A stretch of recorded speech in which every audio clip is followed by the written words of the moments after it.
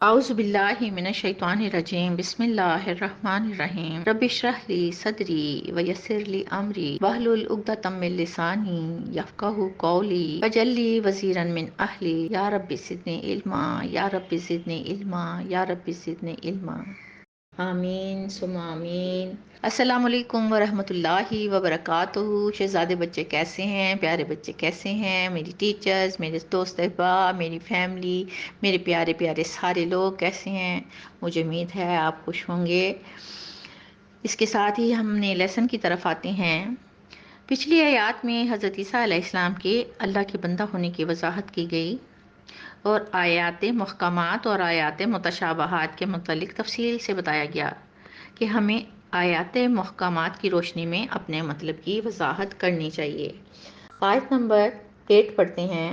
ربنا، اے ہمارے رب، لا تزغ قلوبنا، کجی پیدا نہ کیجیے ہمارے دلوں میں، بعد از ہدایتنا، اس کے بعد جب تو نے ہمیں ہدایت دی، وہب لنا من لدنک رحمت، اور عطا فرما ہمارے لیے اپنے طرف سے رحمت، انکا انت الوہاب، بے شک تو ہی سب کچھ عطا کرنے والا ہے۔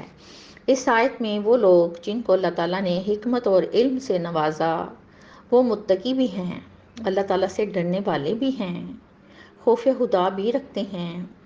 وہ بڑی عاجزی اور انکساری سے اللہ سبحانہ تعالیٰ کے ہاں دعا مانگ رہے ہیں کہ اے ہمارے رب، آپ ہماری جان و مال کے مالک ہیں، ہمارے پاس جو علم ہے وہ بھی آپ کا دیا ہوا ہے، ہمیں ڈر لگتا ہے کہ کہیں ہمارے دل میں کوئی شک شبہ پیدا نہ ہو جائے، کوئی کجی پیدا نہ ہو جائے، کہیں آپ کے دیے ہوئے نیک راستے سے بھٹک نہ جائیں، کہیں شیطان ہمیں ہمارے علم پر مغرور نہ کر دے۔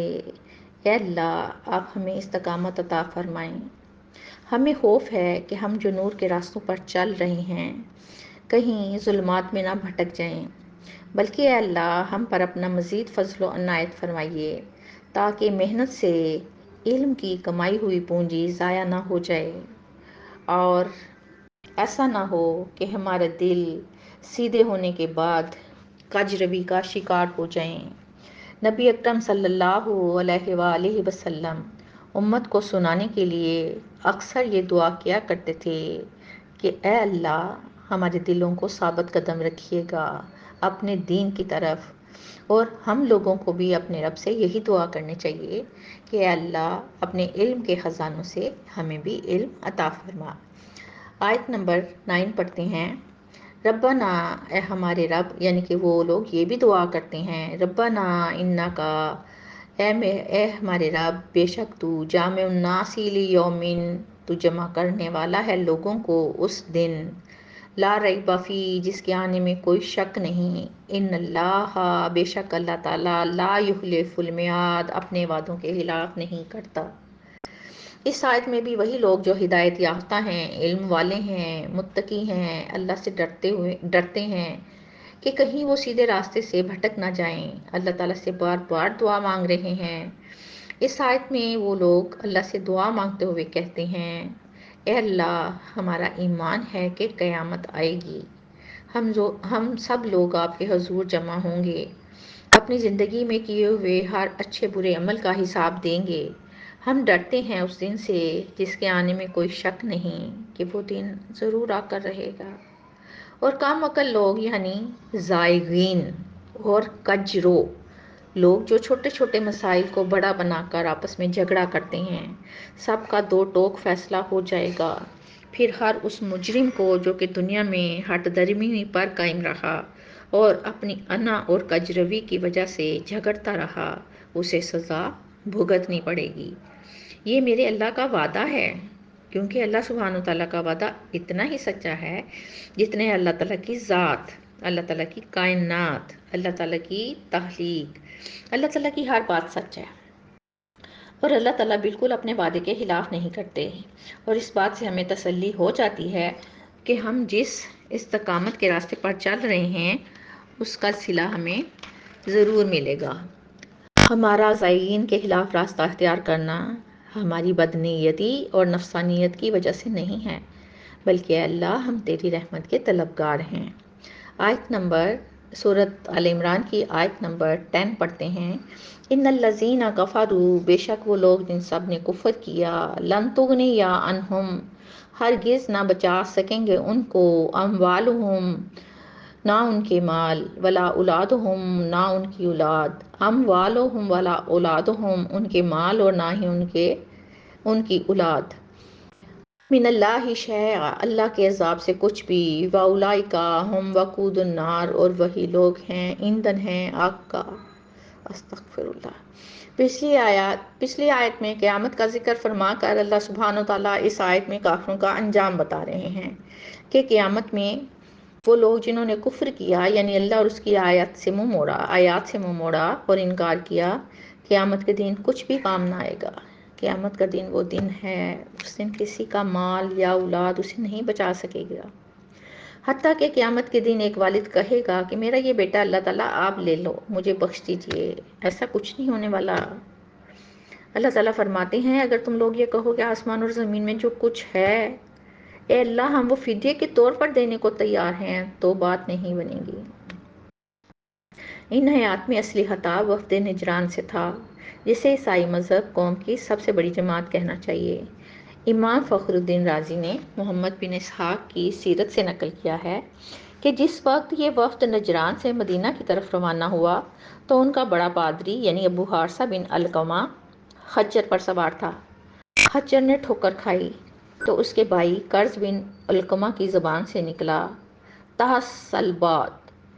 इससे मुराद है मोहम्मद सल्लल्लाहु अलैहि वसल्लम, यानी ये लोग हज़रत मोहम्मद सल्लल्लाहु अलैहि वसल्लम को नबी के तौर पर पहचान चुके थे।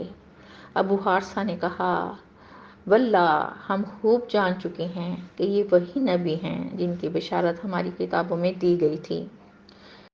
कर्ज ने कहा, फिर मानते क्यों नहीं? तो बिन हारसा ने जवाब दिया कि अगर मोहम्मद सल्लल्लाहु अलैहि वसल्लम पर ईमान ले आए, तो ये बादशाह जो हमको बेशुमार दौलत दे रहे हैं और एजाज़ो करम कर रहे हैं, ये वापस ले लेंगे, यानी कि वो माल नहीं देंगे हमें। कर्ज ने इस कलमा को अपने दिल में रखा और आखिरकार यही कलमा उनके इस्लाम लाने का सबब बना। इन आयात में अबू हारसा की उन बातों का जवाब है कि हक को जान लेने के बाद महज दुनियावी दौलत और जाहो जलाल की खातिर हक को कबूल ना करना कितनी बड़ी जहालत है, कि ये दुनियावी माल और औलाद के जत्थे कोई भी चीज़ क़यामत में किसी भी सूरत अज़ाब से नहीं बचा सकती। चुनाचे ताज़ा मिसाल अभी बदर के मौका पर मुसलमान और मुशरिकीन की लड़ाई भी हो चुकी थी, तब वो नज़र आ चुकी थी। दुनिया की बहार सिर्फ चंद रोज़ा है। असली कामयाबी उन ही लोगों को मिलेगी जो अल्लाह ताला से डरते हैं और तकवा अख्तियार करते हैं, और जो बिन हारसा जैसे लोग हैं और वो हक से इनकार करते हैं, वही लोग जहन्नुम का ईंधन बनेंगे। इस वाक़ये पर आयात अभी आगे भी चलेंगी, लेकिन इन बातों से हमें ये न समझ लेना चाहिए कि ये सिर्फ जवाब था सिर्फ बिन हारसा के लिए, अबू हारसा के लिए। यानी हम सब के लिए ये है कि हमारी औलाद काम नहीं आएगी, हमारा माल काम नहीं आएगा, हमारा कोई तोहफा अल्लाह ताला को मुतासिर नहीं कर सकेगा। ये हमारे अमाल ही होंगे जो हमने इस छोटी सी ज़िंदगी में किए होंगे। यहाँ की जो रौनकें हैं ना, अल्लाह ताला ये जो शैतान है ना, वो हमें उन रौनकों की तरफ बहला के ले जाता है, फुसला के ले जाता है। हम इसके दाम में बड़ी जल्दी आ जाते हैं।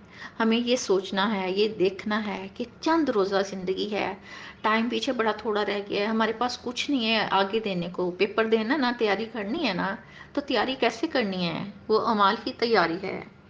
उसके बगैर हम जाएंगे तो हमारे पास क्या होगा? खाली हाथ जाएंगे। तो वहाँ तो ज़िंदगी हमेशा की है, वहाँ की सज़ाएं हमेशा की हैं, हम क्या करेंगे?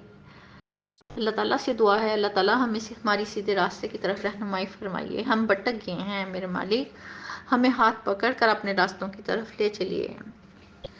और मुझे आपसे ये भी कहना था, कभी कभार आप लाइक का बटन दबा दिया करें, कभी कभार आप सब्सक्राइब कर दिया करें, कभी कभार कमेंट्स पास कर दिया करते हैं। अल्लाह ताला आपको آسانیاں پیدا کرے آپ کے لیے، آپ کو زندگی دے، اللہ تعالیٰ ہر نعمت سے نوازے۔ اس کے ساتھ ہی میں آپ سے اجازت چاہتی ہوں۔ اللہ حافظ۔